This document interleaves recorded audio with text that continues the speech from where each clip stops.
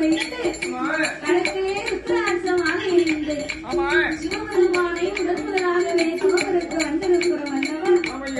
என்ற ஆண்டவரை கண்டு அரும்பெரும் வரங்களை வாங்க வேண்டும் என்று அவர் சாலை அலங்காரம் செய்தார். எப்படியாக இருக்கிறார்?